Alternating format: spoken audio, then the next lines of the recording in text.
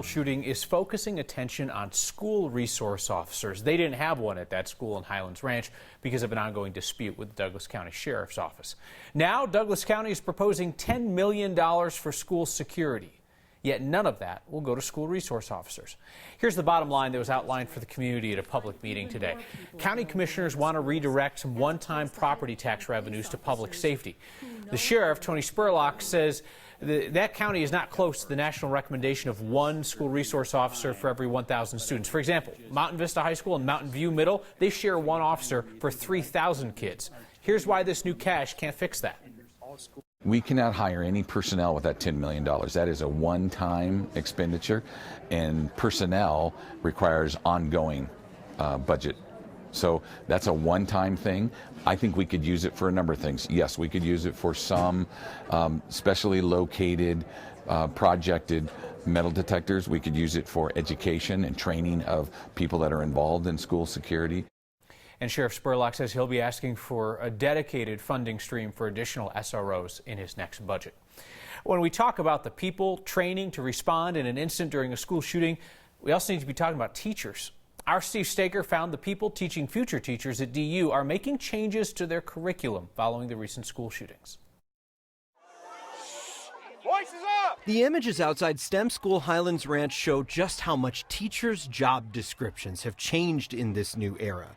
They now have to keep calm during chaos and be prepared for the worst. We've heard many stories in the past few days of STEM teachers doing just that. It's something they learned long before entering the classroom. They're no longer simply responsible for delivering content or making sure that academics are met. They are the people that are responsible for making sure that the children's mental health and wellness is being taken care of. Dr. Karen Riley is the Dean of the Education Department at DU, responsible for teaching teachers and other school staff. We have classes in this building called crisis management. They've had those classes for years, but after every school incident, they've made adjustments, adding info on things like social isolation and bullying. And this time around, they've decided to add a new focus. What do you do after the incident for both your classroom and yourself? How to deal with a crisis after it's happened. So how do you talk to your students afterwards? How do you engage with the mental health professionals either in the building, through the district, or within the community? Part of that will be educating educators about self-care, getting the help they need after a crisis. We listen to law enforcement talk about this as really muscle memory. They're so good at it now, they've practiced it so many times that they can do it without thinking. We probably need our educators to be able to do that same thing. For Next, I'm Steve Stager. Riley says her school is one of only a handful that have put academics and school psychology in the same department. So you got prospective teachers who are taking the same crossover classes as psychologists. Republicans are going to run a recall against newly elected Democratic Representative Tom Sullivan. Sullivan is best known for passing the red flag gun control bill in memory of his son Alex, who was killed in the Aurora Theater shooting. The people trying to force that recall have until July 12th to collect more than 10,000 signatures in that district in Centennial. Rochelle Galinda has resigned from the state legislature just as Republicans were firing up a recall against her. The Democrat from Greeley resigned over the weekend, facing what the House Speaker says are sexual misconduct allegations. Now, resigning to avoid the recall, that was always an option to keep that particular seat in Democratic hands. Our Marshall Zellinger is back from Greeley, where a handful of people are going to pick Galinda's replacement.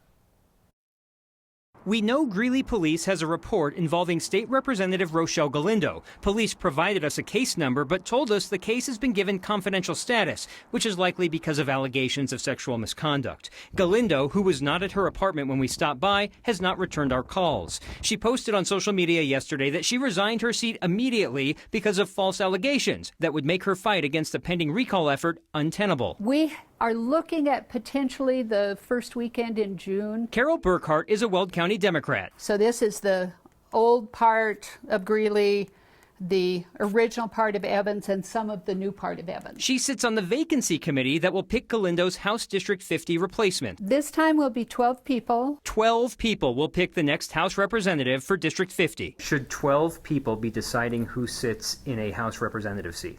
Well, That's a good question, Marshall. There is a lot of debate about it. Especially since we pointed out 6 people chose the replacement for Representative Bob Rankin when he became Senator Bob Rankin earlier this year. 119 people did the same for Jeff Bridges' House seat when he joined the Senate. So how do you get on these party insider committees? Show up to those caucuses that you've likely avoided or not known about. I'm okay on a short-term basis when you have to fill that position within 30 days. I'm okay with it being a manageable group of people who have expressed a commitment to the Democratic Party and who are willing to drop everything. So why no special election? State law actually calls for this type of vacancy committee within 30 days of the resignation, and the person that the committee picks will serve out the remainder of Representative Galindo's term through 2020. So the whole idea of a recall effort to put an odd-year election there, this is out the window now, and it's completely separate from that so far. But whoever gets picked for that seat, Kyle, is good through 2020 unless they face a recall effort. Can we just step back for a second? It seems to me like this whole governing and challenging by recall, which is what statewide Republicans want to do, it just inserts a whole new level of chaos where you've got people trying to figure out, fight the recall, resign, let my party handle it, and we're going to see this churn for a while. I wonder if we will ever see a recall again unless it is a prime spot like the governor who might challenge it. But if you're someone else, you may just be like, spend all your money, I'll quit and let someone else from my party handle it after this. Yeah, they could let somebody rack up the bills and then walk out the door. All right, Marshall, thank you.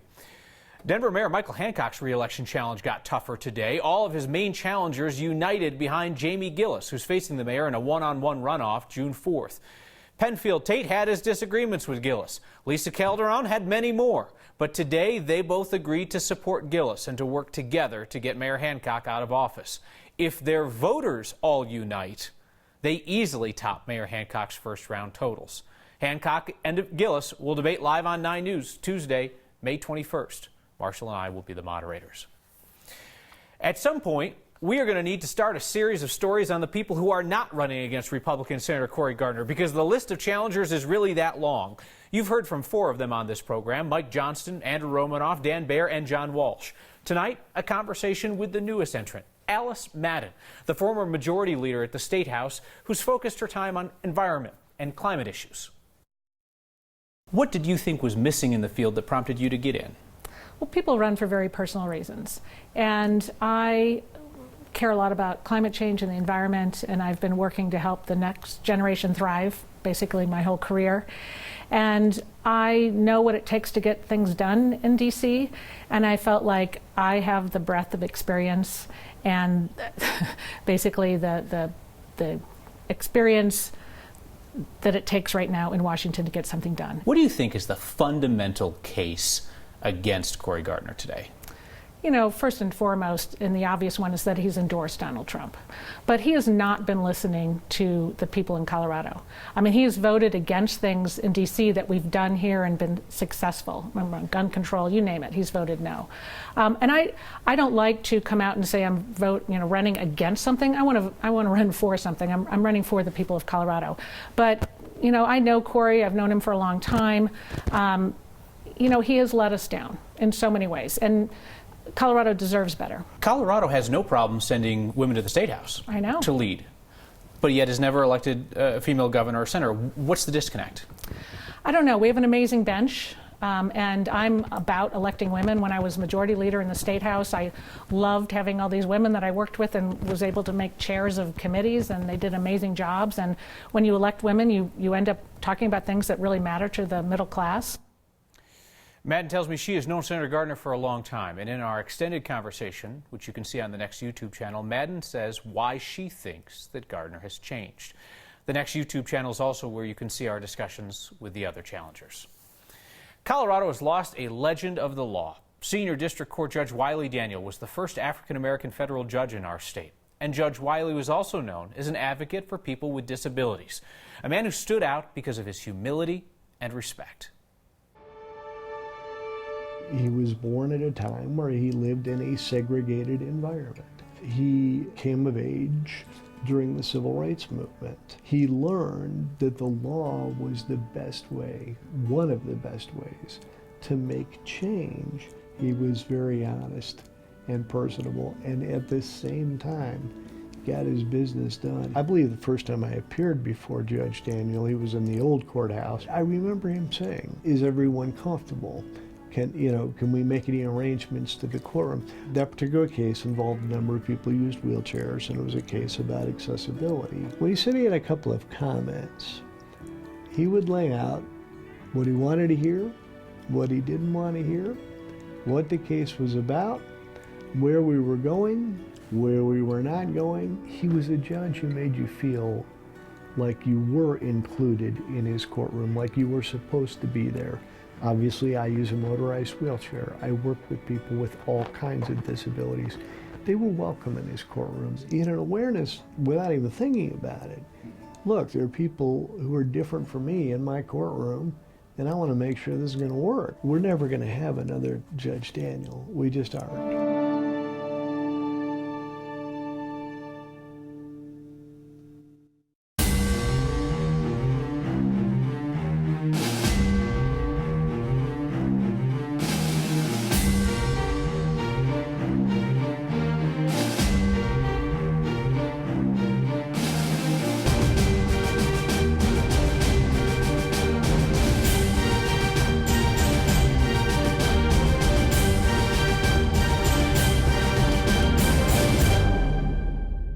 It never gets old.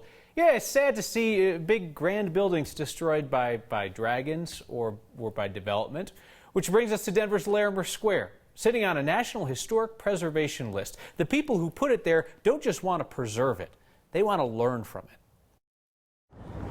People clearly love it because people flock to Larimer Square. It's such a cozy place to be. It has a wonderful human scale. My name is Barbara Paul, and I'm with the National Trust for Historic Preservation. Larimer Square is a special place, obviously, to the city of Denver. It's one of the most visited places in the city, but it also is really one of the earliest examples of historic preservation anywhere in the country. When Dana Crawford came along and purchased those buildings and restored them, she was demonstrating that preservation wasn't just about saving places and making them house museums, and that preservation was really about revitalization and reactivation. So in doing that, she created a national example, which is why we really believe that Larimer Square has national significance as much about its preservation history as it is about its history of Denver and Colorado.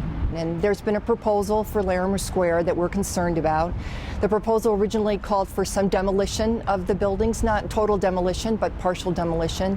And it called for the building of 2 tall towers on either side of Larimer Street that we were concerned would really destroy the historic character. So last year in June, we included Larimer Square on our annual listing of America's most endangered places.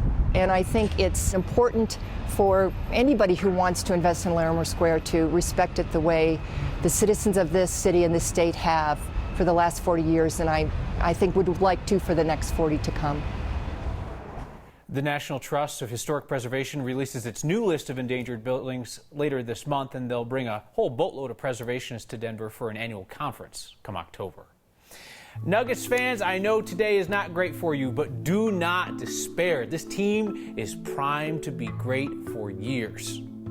They're growing up in front of our eyes, and I think that's a big difference. A tribute to an incredible season from a man who lives Nuggets basketball. Top down, skis up, the most Colorado thing we've seen today.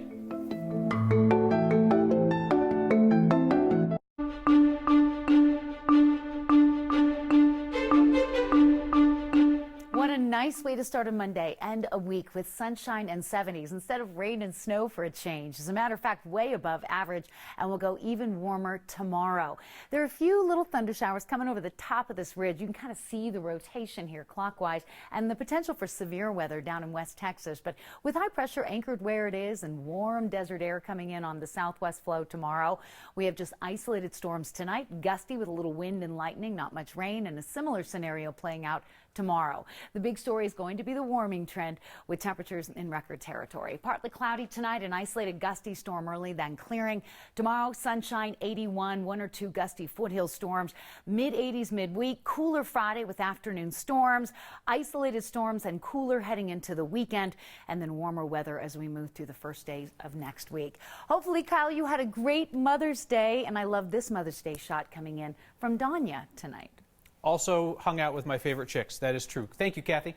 Nuggets fans, it can be tough to put into words our frustrations about how that season ended yesterday. I mean, I think we were the better team in the series, had Portland on the ropes, but they won Game 7.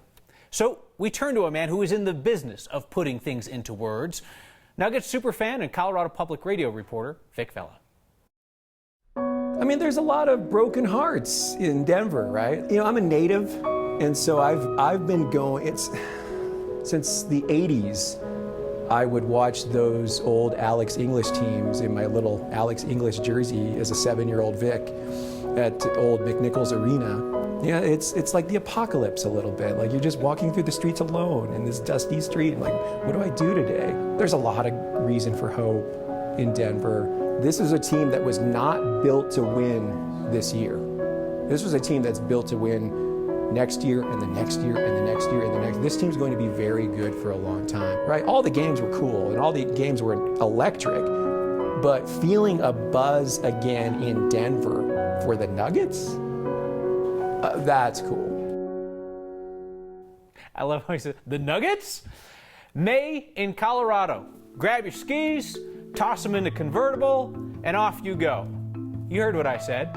I also heard what you said. We got your feedback right here, and that is next.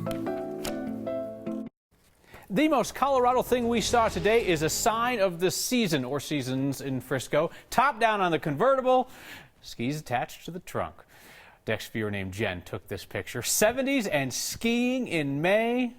Love it. What's the most Colorado thing you saw today? Email next@9news.com or get our attention with the hashtag HeyNext. Here's an attention-getting piece of feedback from Cass tonight. She writes, all caps, liar. There was an officer in the school at the time of the shooting. I used to follow you, used to believe you were a thorough journalist. Now I see you for what you are, a ratings whore like all the rest. So, Cass, I think our reporting on this has been pretty clear. There was not a school resource officer or a deputy in STEM School Highlands Ranch at the time of the shooting. There was an armed private security guard, a person that we've reported on. 9 Wants to Know has reported that investigators are looking at whether that person drew their weapon, fired at deputies, and accidentally hit a child. Appreciate your feedback, though. See you next time.